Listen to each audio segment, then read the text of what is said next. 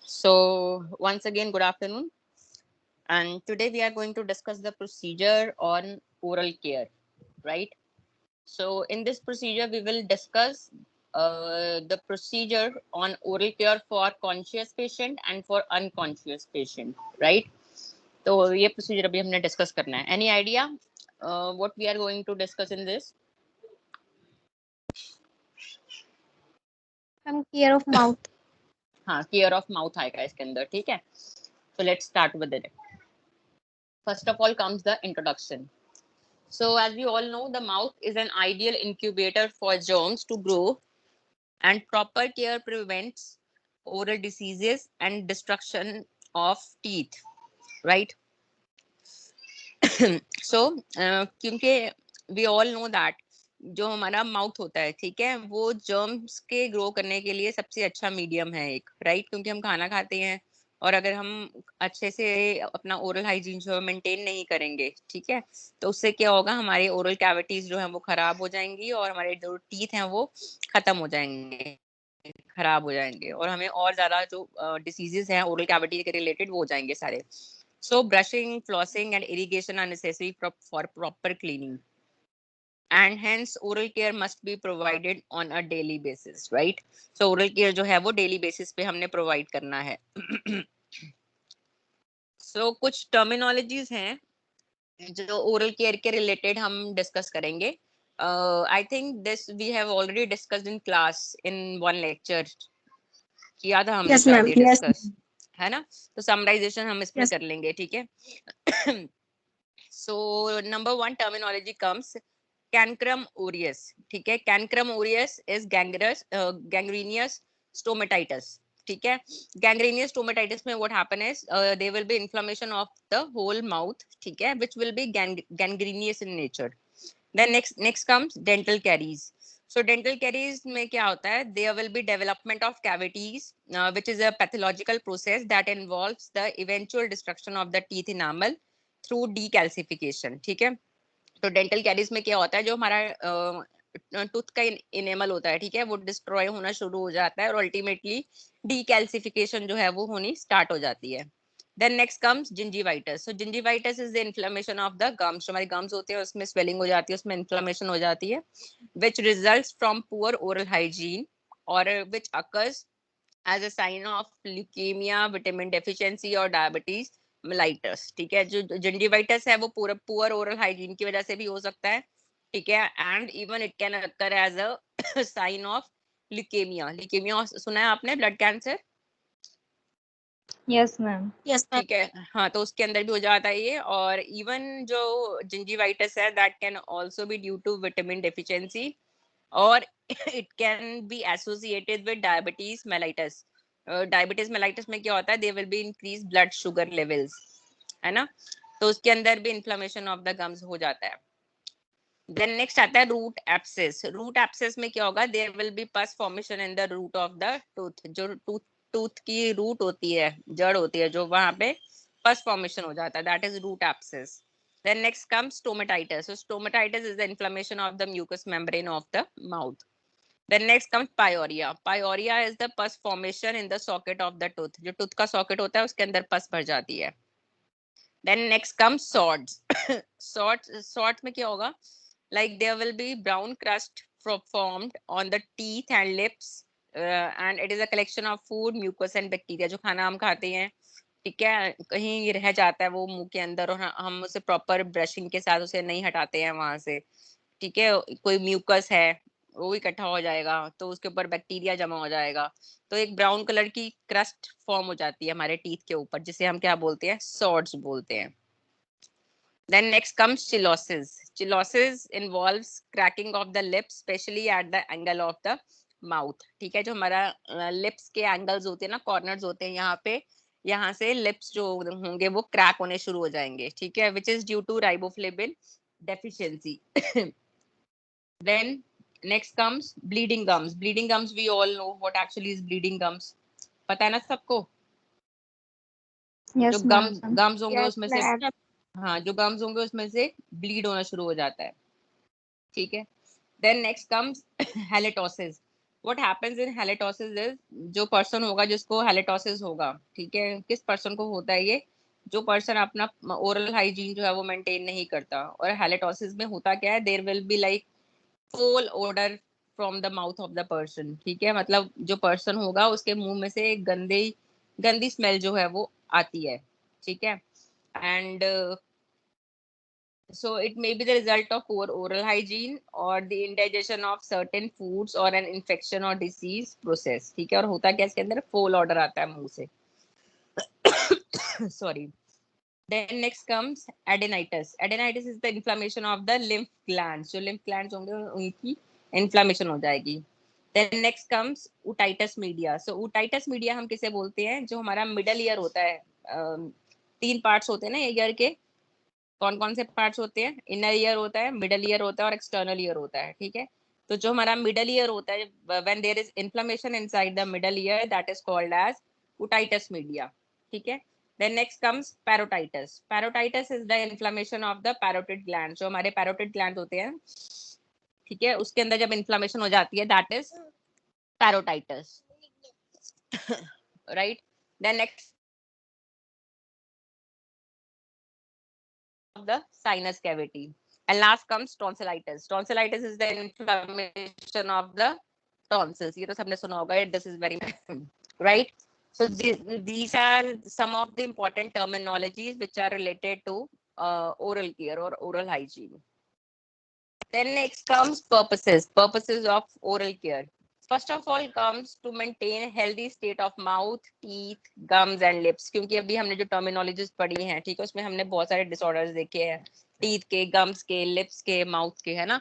तो उन सबको एक हेल्दी स्टेट में रखने के लिए, मेंटेन करने के लिए, ठीक है, we are going to do the oral care.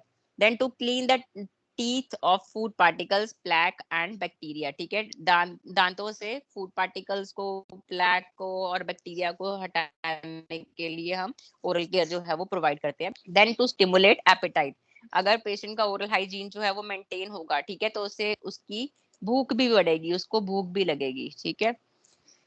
Then next comes to provide a sense of well being, ठीक है, अगर उसका ओरल हाइजीन पेशेंट का मेंटेन होगा तो उसको एक सेंस ऑफ वेल बीइंग आएगा। Then to massage the gums, patient के जो गम्स होंगे उसको मसाज मिलेगा during the process of oral care. और अगर हम ओरल केयर के दौरान मसाज करते हैं पेशेंट के गम्स को, तो उससे एक और बेनिफिट है कि उसके जो सर्कुलेशन होगा वो स्टिमुलेट होगा उस एरिया में। Then to relieve discomfort resulting from unpleasant odors and taste, ठीक है जब हम ओरल केयर पेशेंट को प्रोवाइड करेंगे तो उसके माउथ के अंदर जो अनप्लेजेंट ओडर्स होंगे, स्मेल होंगी, टेस्ट होंगे, वो सारे दूर हो जाएंगे। Then to prevent gum inflammation and infection, ठीक है, ओरल केयर हम इसलिए भी प्रोवाइड करते हैं ताकि पेशेंट को के जो गम्स हैं वो हेल्दी रहें, उसमें किसी तरह की कोई इन्फ्लेमेशन ना हो, कोई इन्फेक्शन ना हो, ठीक है। सो पर्पसेस क्लियर है बेटा आपको?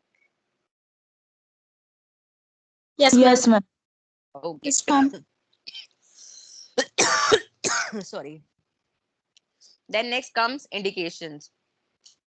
So patient who are paralyzed or seriously have physical restrictions to upper extremities like dressings है, plaster cast है, और unconscious और depressed patients हैं, ठीक है। तो सबसे पहले इंडिकेशन कौन से पेशेंट होंगे ओरल केयर के लिए कि जिनको हमें ओरल केयर देनी पड़ेगी खुद से? जो पेशेंट पैरालाइज्ड हैं या बहुत ही सीरियसली इल है, जो अपनी केयर खुद से नहीं कर सकते, या फिर जिनको कोई फिजिकल रिस्ट्रिक्शंस हैं अपर एक्सट्रीमिटीज में, मतलब कि जैसे हमने ब्रश करना है तो हम अपने हाथ के साथ करते हैं ना ब्रश, तो लेकिन अगर किसी पेशेंट के हाथ में ब्रशिंग लगी हुई है या हैंड के अंदर प्लास्टर कास्ट लगा हुआ है, प्लास्टर लगा हुआ है, तो जिसकी वजह से वो जो है वो नहीं कर सकता है, ठीक है जिसकी वजह से वो नहीं कर सकता है अपने आप ब्रश, ठीक है, तो उस पेशेंट को हमें करना पड़ेगा। या वो पेशेंट जो कि अनकॉन्शियस है, अनकॉन्शियस पेशेंट कौन सा होता है बच्चे? मैम जो कोमा में होते हैं।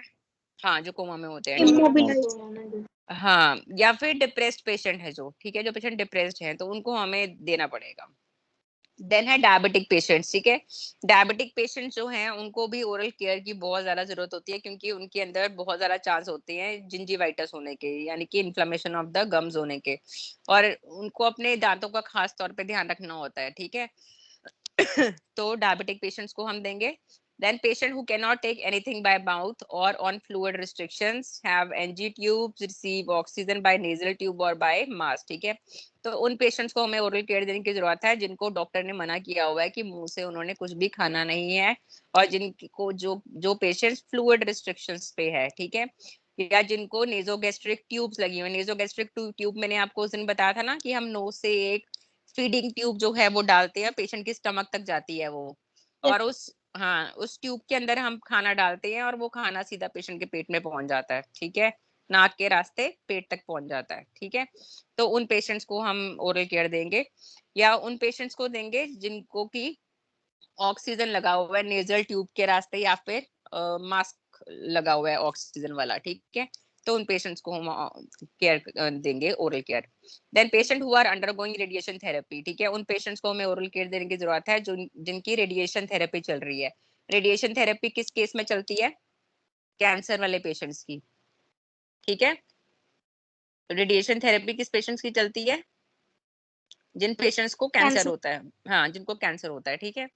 Then patient receiving chemotherapeutic agents और ड्रग्स, ठीक है, मतलब कि वो पेशेंट जिनको की कीमोथेरेप्यूटिक एजेंट्स वो ड्रग्स होती है जो कि कैंसर के लिए हम यूज करते हैं, ठीक है।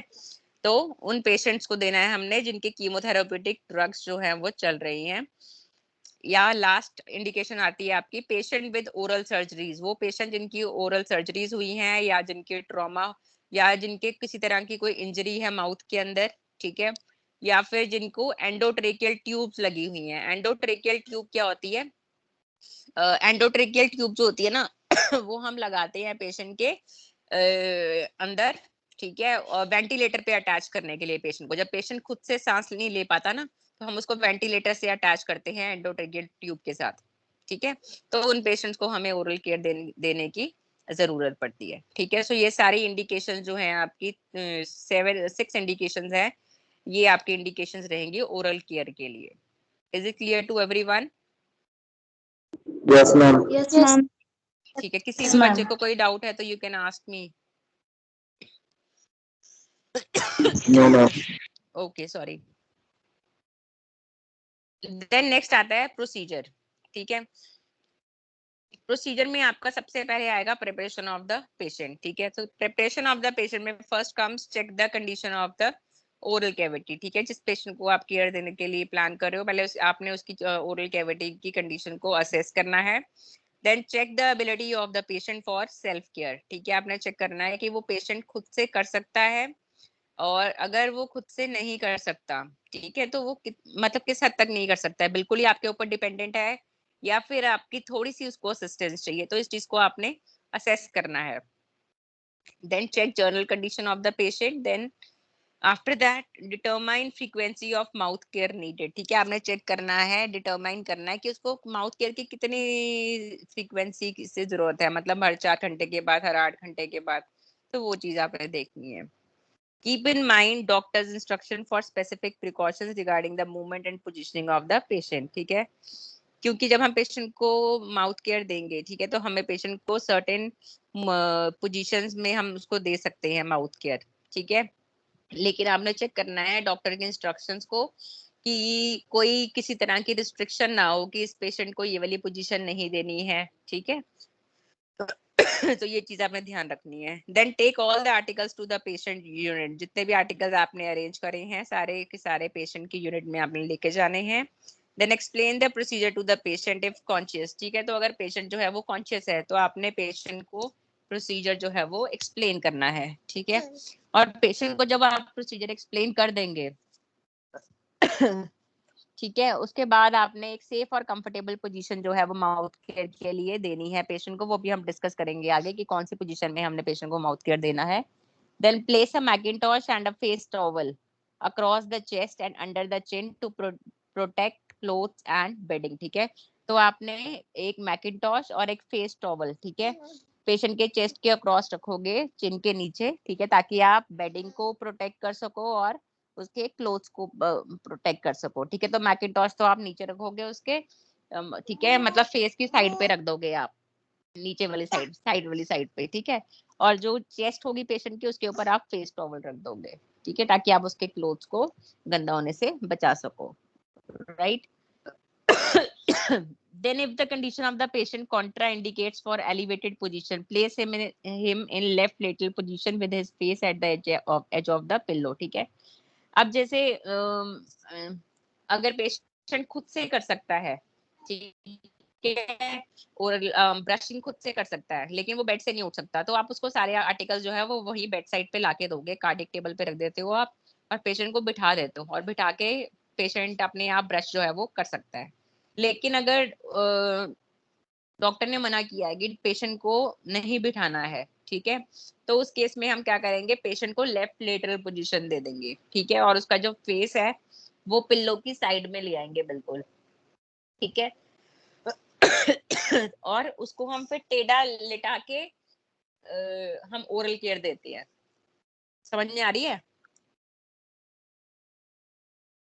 Yes, ma'am. Yeah. Okay.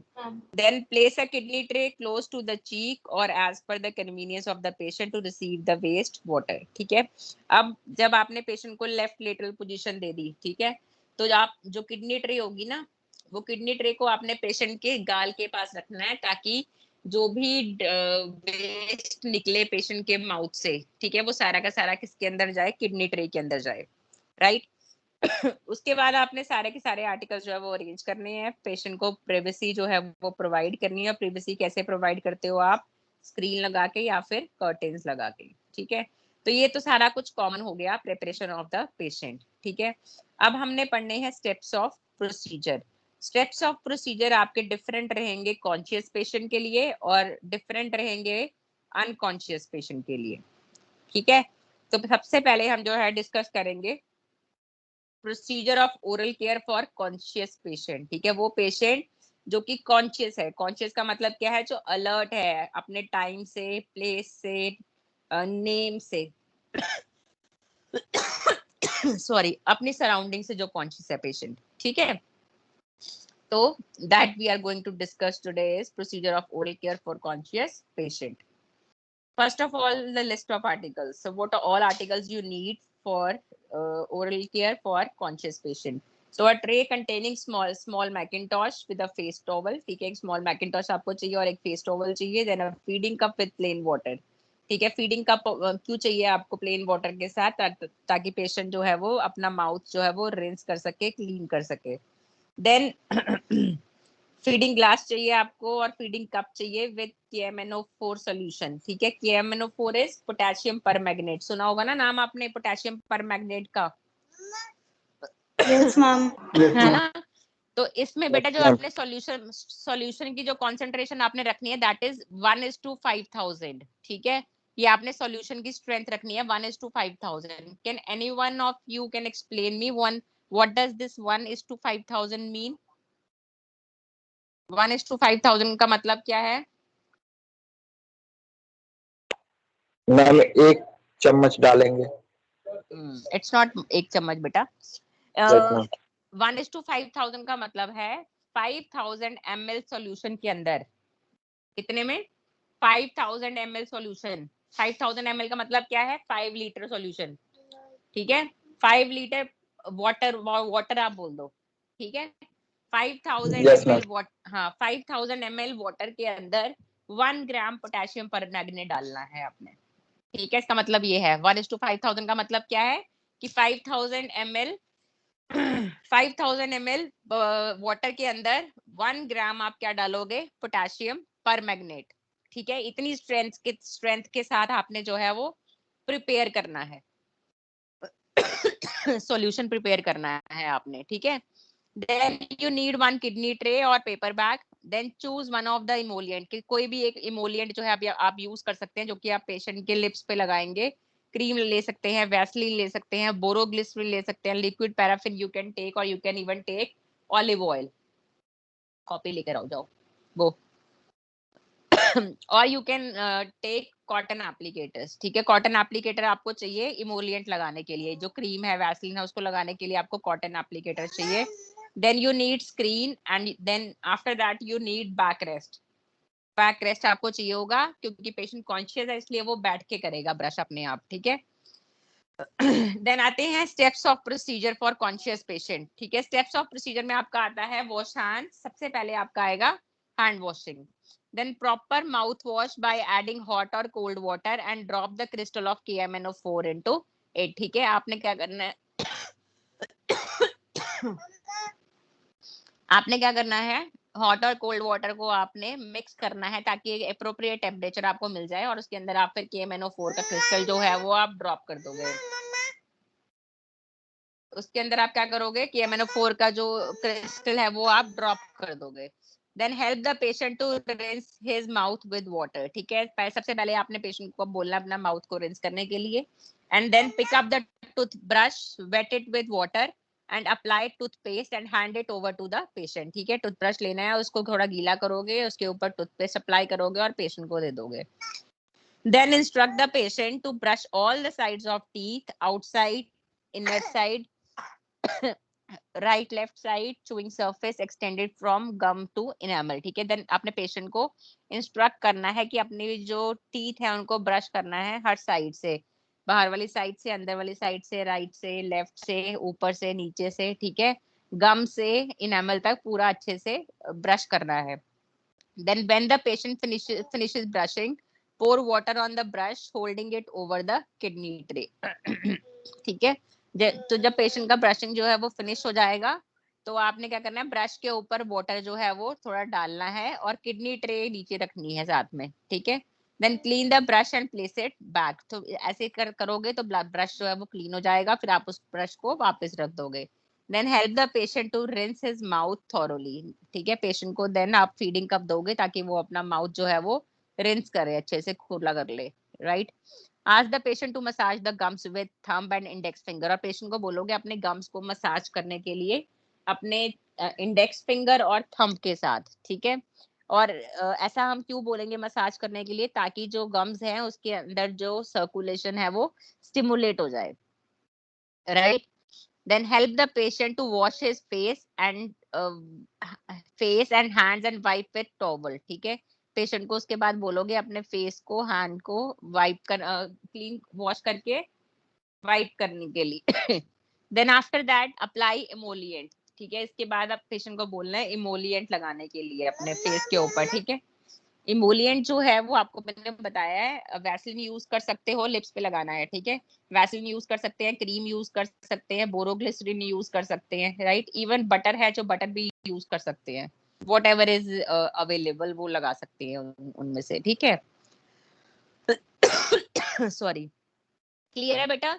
तो स्टेप्स ऑफ प्रोसीजर जो कॉन्शियस पेशेंट के लिए है वो Yes, बहुत ही ma'am. हाँ वो बहुत ही सिंपल है।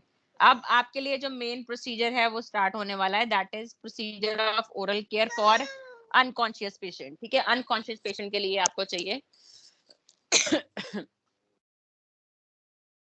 अनकॉन्शियस पेशेंट के लिए हमें मेन जो है वो हमें फोकस रखना है।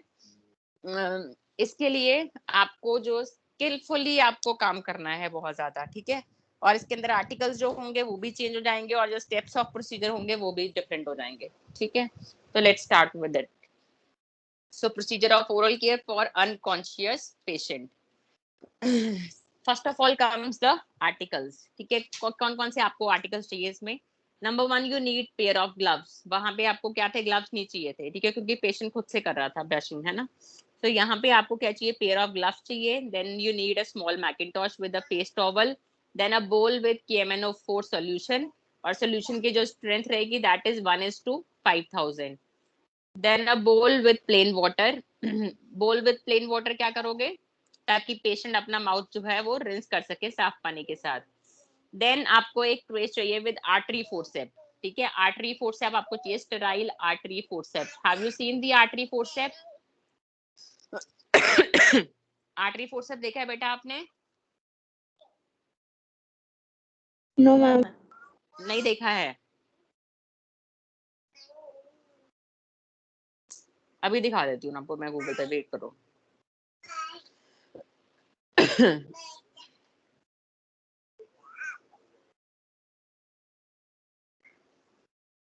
ये देखो इस तरह से दिखता है ना, नजर आ रहा है स्क्रीन ना?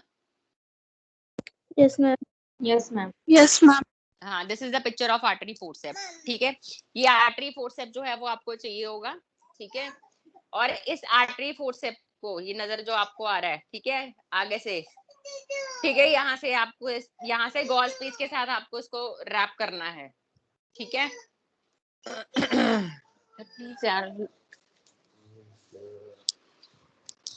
ठीक है, इसके ऊपर आपको यहाँ पे ना जो इसका फ्रंट पोर्शन आपको नजर आ रहा है, जहाँ से इसका माउथ ओपन है, ठीक है, यहाँ पे आपको गॉस पीस लगाना होता है, थोड़ा मोटा करके, पैडिंग करके, और वहां से फिर हम पेशेंट के माउथ के अंदर इसको इंसर्ट करते हैं और इसको ब्रश की तरह यूज करते हैं।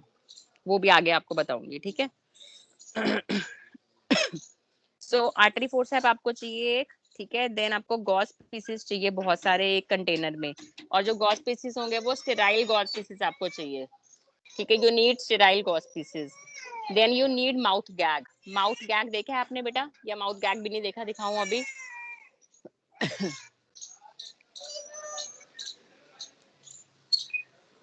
वेट,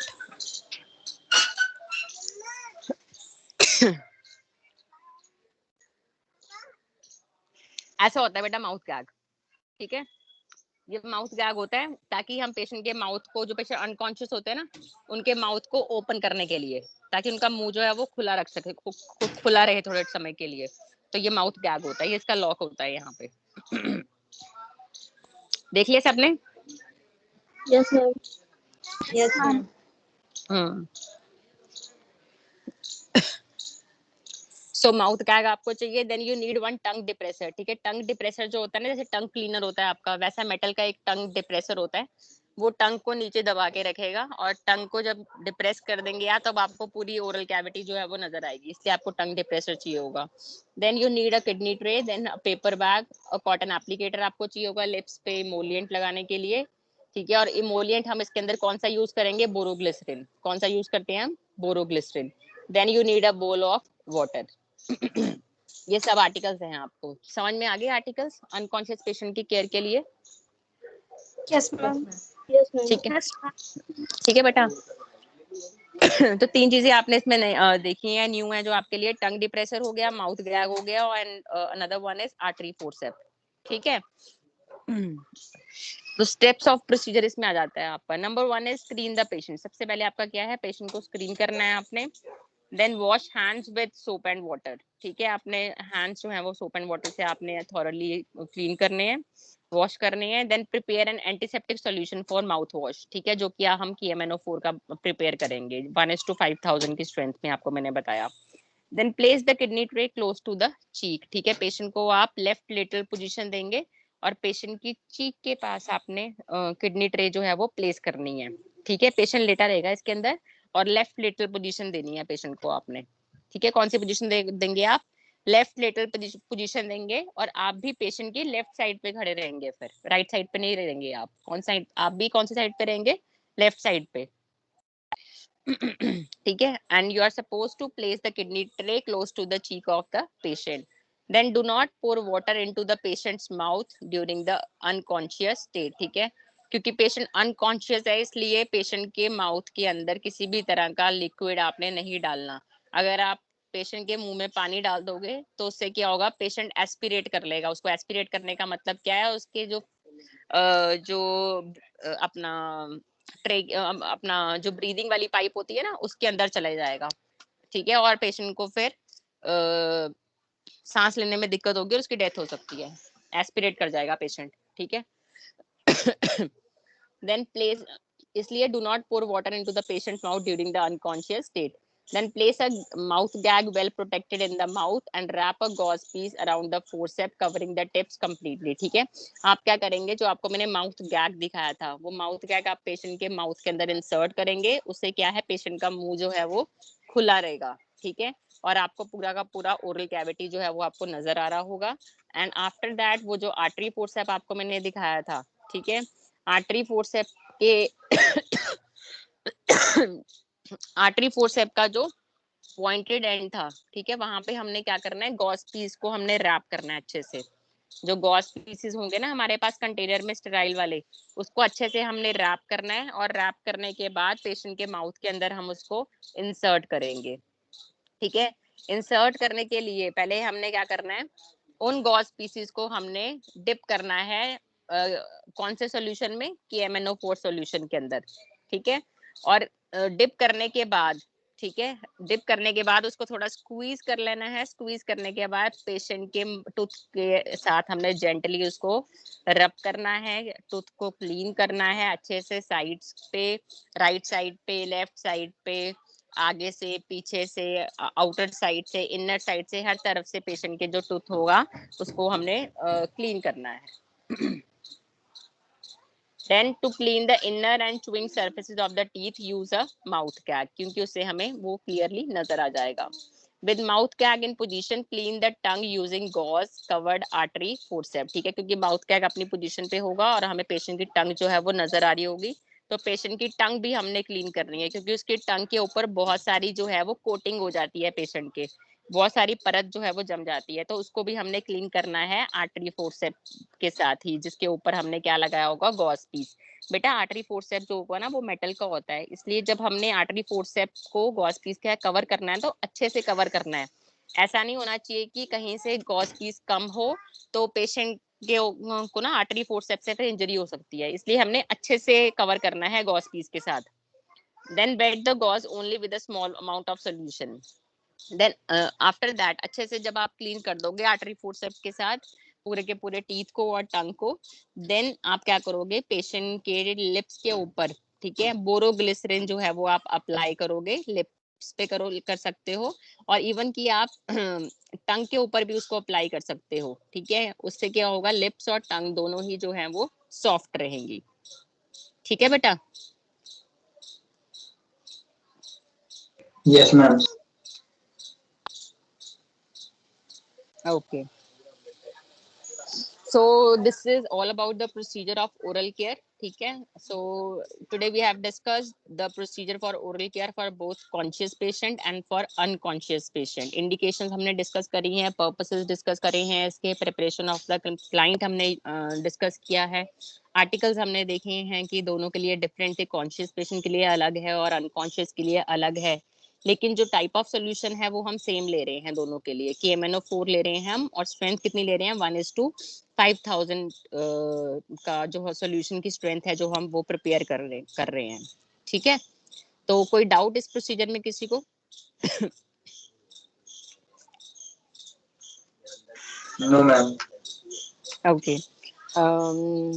ठीक है, अगर कोई क्वेरी होगी तो you can ask me any time, ठीक है। Thank you so much for listening. Thank you, ma'am. Thank you, ma'am.